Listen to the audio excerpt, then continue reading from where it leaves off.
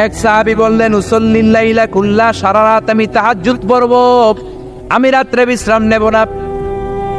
বুখারীর বর্ণনা। আরেক সাহাবী বললেন আসুমুদ দাহরা কুল্লা, সারা বছর আমি রোজা রাখবো, আমি কোনোদিন কিছু খাবো না।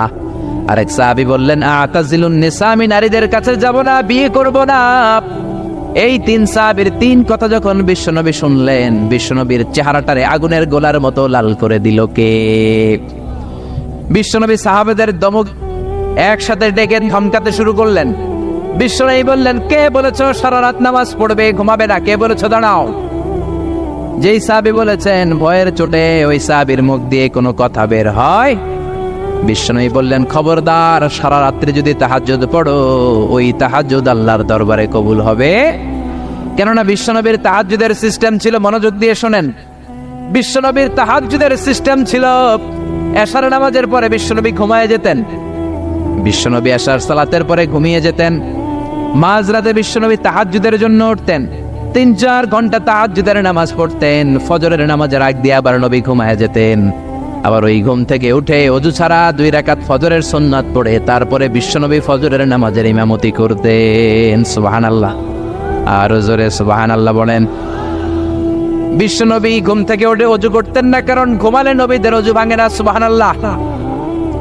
সারা রাত জেগে বিশ্বনবী তাহাজ্জুদ পড়েছেন এমন কোন হাদিস? বিশ্বনবী আশার নামাজের পরে ঘুমাতেন, মাঝরাতে তাহাজ্জুদ পড়তেন, ফজরের আগ দিয়ে সামান্য একটু ঘুমাতেন। এটার বলে পাওয়ার ন্যাপ। দেখবেন অনেক বাসায় ইজি চেয়ার থাকে, এরকম ন্যাপিং করা যায়। 10 মিনিটের একটা পাওয়ার ন্যাপ নিবেন, অ্যালার্ম দিয়ে রাখবেন, উঠে দেখবেন শরীরটা তরতাজা। ঠিক কিনা? এরকম পাওয়ার ন্যাপ নিতেন ফজরের আগে, ঘুমাতেন, নামাজ পড়তেন, আবার ঘুমাতেন, আবার নামাজ পড়তেন।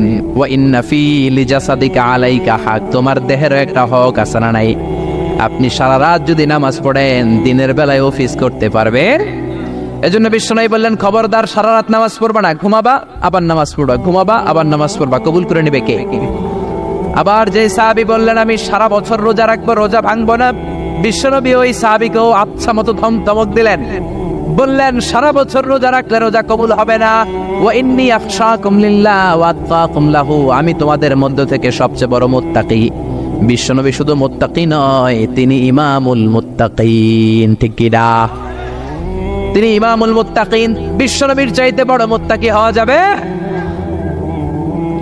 বিশ্বনবীর চাইতে বড় মুত্তাকি হওয়া যায় না, বিশ্বনবীর চাইতে বড় বুজুর্গ হওয়া যায় না। বিশ্বনবী বললেন খবরদার, সারা বছর রোজা রাখা যাবে না।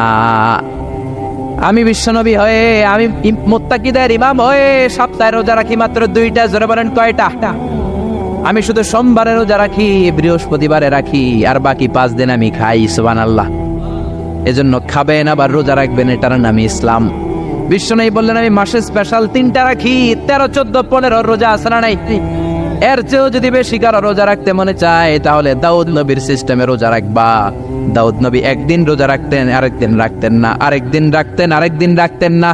কেউ বেশি রাখতে চাইলে এই সিস্টেমে রাখবা, সারা বছর রোজা রাখলে রোজা কবুল হবে। এজন্য বিশ্বনবী বলেছেন সওমে বেসাল নিষিদ্ধ। আমাদের দেশের অনেক মা বোনেরা না জেনে লাগাতার রোজা রাখেন, মনে করে অনেক বড় মুত্তাকি হয়ে যেতেছে, আসলে যে আমল নামে কিছুই উঠতেছে না, এটা বুঝেই না। আছে না নাই? আরেক সাহাবী যিনি বললেন আতাজিলুন নিসা, আমি নারীদের কাছে যাব না, আমি কোনোদিন বিয়ে করব না, বিশ্বনবী ওরেও দিলেন ধমক। বিশ্বনবী বললেন বিয়ে করবা না কেন? আমি নবী হয়ে 13টা বিয়ে করতে পারি, তোমার কি প্রবলেম?